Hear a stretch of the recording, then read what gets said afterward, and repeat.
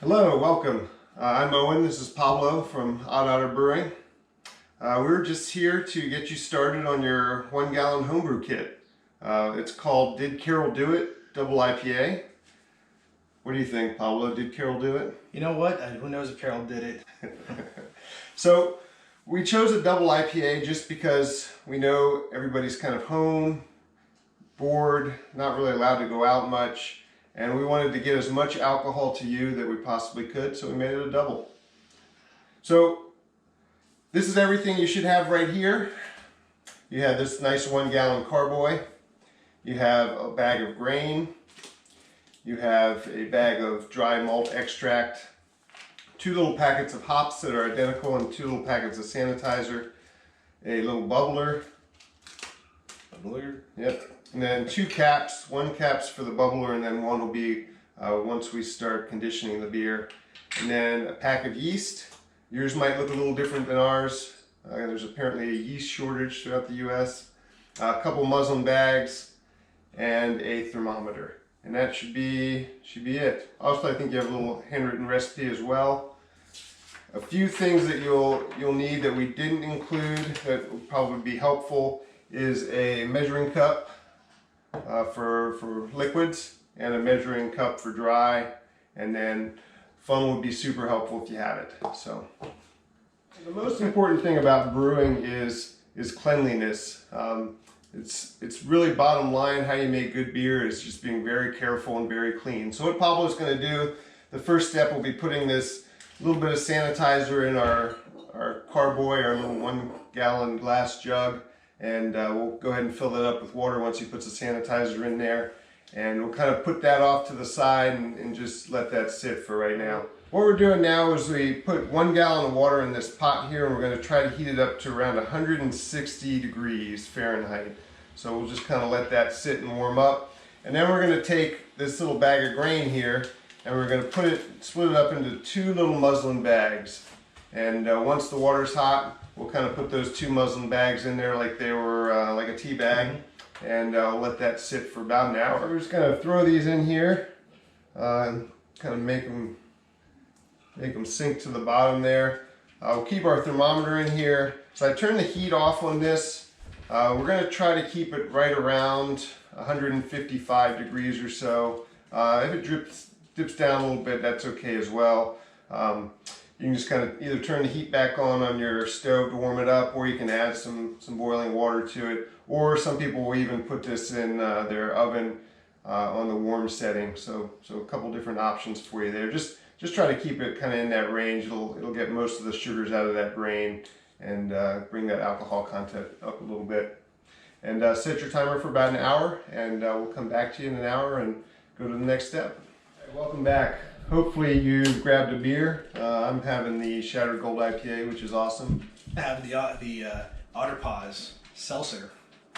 All right, so it's been about an hour. We've kind of let our grain steep here. And just incidentally, the grain that we use, it's about 6 ounces of pale and about 6 ounces of crystal, which is of roasted malt. So it's very nice. So what we're going to do is we're going to kind of fish these out here. And Pablo's going to grab some hot water there, probably right around 160 degrees or so, and he's just going to kind of pour it over here, just kind of rinse it a little bit. Just kind of get all that extra sugar out of there.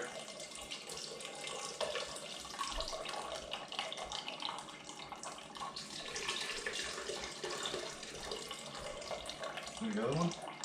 I guess there's no. Alright, we'll just let it kind of drip out there. About good. And we'll do that for the other one as well.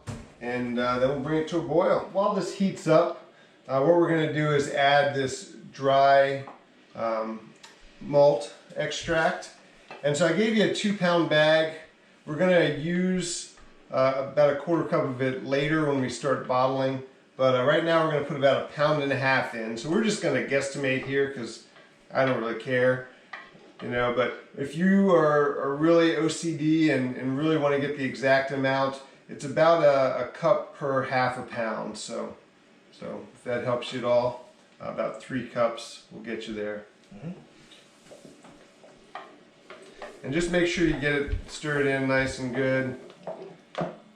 Get all those little clumps out. Alright, that's pretty good. And we'll just save the rest, like I said, for later. So one thing you want to look out for when you're adding things in is something called a boil over. It happens to every home brewer. So what happens is the sugars and everything create a foam and it goes over the pot. So what you want to do is turn it off, clean it up, because it's going to be a sticky mess if you let it sear into there. And so anytime you add things in, watch out for that. Also, when you're brewing, you don't want to walk away from it too much. Keep a good eye on it. Maybe just grab a beer with a friend and just chit chat for an hour, and just kind of keep a good eye on it, just to make sure none of that happens to your beer. Yeah, I think I remember probably 4 years ago now. We were home brewing some Blind Otter, and got a little bit away from us and made quite the mess. So yeah. Don't do that. Well, the thing is with that mess is I walked away from it. I was supposed to be keeping an eye on it. Came back to a mess. So always just kind of be around it and keep a good eye. Looks like we've reached a boil here. So Pablo's going to put in this first little packet of hops. Like I said, they're both the same. They both have Mosaic and Simcoe hops in there. So I'm just going to stir it in there and set your timer for 1 hour. And we'll be back when we reach just 10 minutes left, and we'll put in our last packet of hops. All right, Owen, so before we get started, what are some good brew terms that you can think of? Yeah, good question. So just to start out, so what we're doing here is called a partial mash, meaning that we didn't just use only extract, we used a little bit of grains too. So Pablo's holding the extract there, but in the very beginning in those grain bags, we put a little bit of grain there. There are some things as only extract brewing. People will use either dry or liquid malt extract and make beer. I feel like even for the beginning brewer, just putting a little bit of actual real grain in there will give them a little bit better flavor to their beer. And then what we do down at our brewery is we only use grain, and it's obviously saves us a lot of money by doing that. We don't have to buy extract that's already been extracted from the grain. We can just do it ourselves and save a bunch of money. So now that we have hops in here and malt in here, this is called wort. So it's W-O-R-T. That's kind of what we'll refer to it as now. Some other terms, the hops, you can see there, there's these little pellet hops. It's just a more efficient way to use hops. They've already been processed and ground down and put into pellets. Just ease in shipping and storage and stuff like that. There are leaf hops out there. A lot of home brewers will use leaf hops. They're very good too, as long as they're fresh. The downside to them is that it takes quite a lot of the liquid from your wort when you kind of sift all those out. And then you'll hear wet hops too, which are just nice fresh hops. So those are some other terms. And then pitching the yeast. Yeah, once we get to the yeast, Pablo will pitch it. Yeah, once we get to the end, yeah. And pitching the yeast is just pouring it in. It took me a while to figure that one out. Yeah, we make all these complicated terms for brewing just to make us feel better, I think, but simple pouring the yeast is what we do. While we're waiting for this to finish boiling, we can empty out our little sanitizer jug. Just keep a little bit here. Pablo's going to pour about 2 cups in here, just so we can sanitize a few things like our funnel and our cap and our little bubbler.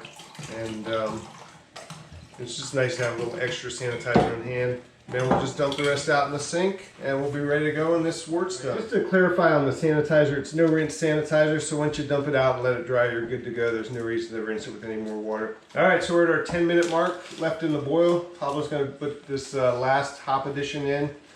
And just to talk a little bit about hops, so the hops add bitterness, aroma, and a little bit of flavor to the beer. And you get more out of it different times when you add it in. So for instance, we added in some hops at the beginning of our boil, and that's really what's giving you a lot of bitterness. And this last hop addition that Pablo put in is giving you a little bit more aroma. So that's kind of how we work things with the hops. Finished our boil, and Brewers have these nice little wort chillers that allow them to use this counterflow to cool their beer, but we don't have that. So we're going to use this little ghetto ice bath I made here.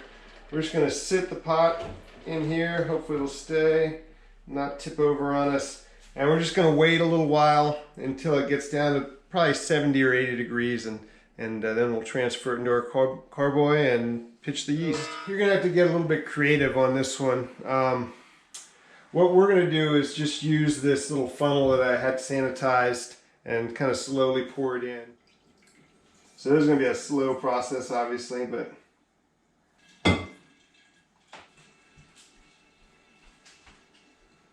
we'll just keep at it. As you can see, we got the beer in here. It's looking pretty good. Pablo's opening up the yeast pack now. We're going to put half of it in there. It's really more yeast than you need, so I'm just going to throw half of that in there. And then we're going to take our little airlock here and put it all together. So leave a little bit of fluid there. You fill it up to the line. And then you put this little bubbler in there. Put the cap on. Put it through this little hole. And I'm just going to screw it on. And we'll let it sit for 10 to 14 days more or less. So we'll see you again in about 2 weeks. Thanks for joining us. So this is our beer about 2 weeks later. You can see there's a lot of yeast residue on the top here, and that's because we used that half a packet. Yeast is unpredictable. You never really know how fast fermentation is going to take off, and this one went a little out of control and bubbled up through the bubbler. So to prevent that, I would suggest starting off with maybe a quarter packet, and then in about 36 hours to 48 hours, if you don't see bubbling, I would go ahead and add another quarter and go from there. You can see our beer's cleared up quite a bit. You have some trouble on the bottom here. So what we're going to do is take this beer, we're going to put it into a clean sanitized pot and then clean all this stuff out and then put it back in there with a little bit of priming sugar. The first thing I'm going to do is take this malt extract and put it in about a cup of water that I've already heated up to boiling, and we'll just kind of stir it around, get all those lumps out. And we'll just let this cool while we start doing other stuff. The next thing I'm going to do is put the sanitizer into a gallon of water that I've placed here, stir it up and mix it all around. This is just kind of get the pot all sanitized, so when we put the beer in there, there's no issues. Okay, so I've sanitized this pot here. I put my sanitizing solution in this other gallon pot. Just going to put my funnel in here to sanitize, and don't forget to sanitize the cap. So what I'm going to do now is, as carefully as possible, I'm going to try to dump this in here without getting any of that bottom trub in there. If you have a siphon, that's great, but most people won't. So it's just fine doing it this way. Just kind of be gentle. Smells good, I'll tell you that much. Seems to be doing pretty good. It's not mixing with the trub too much at the bottom, so I'm pretty happy with that. And the real reason to kind of not get that junk in the bottom in there is just make a cleaner, better tasting beer in the end. All right, so there's a little bit of fluid in there. I'm just going to leave it. And then we're going to clean this pot out and then sanitize it. All right, so I've put all my sanitizer in this 1 gallon jug. We have our malt extract that's kind of cooling down there. My beer's in here. I decided I'm going to use a little jug instead of trying to pour it from the pot, just to give myself a little bit more control using the funnel. So I've sanitized this as well, so we're just going to kind of wait for everything to sanitize, and then we'll get rolling. All right, looks like everything's nice and clean. We've sanitized this. I'm going to put our DME for priming into here. And then we're going to very, very carefully and slowly put this into here. All right, and there you have it. So the last step, we're just going to put our sanitized cap on there, screw it on nice and tight. And again, put this somewhere nice and dark, probably about 70 to 72 degrees. And wait about 2 weeks, and we'll all be done.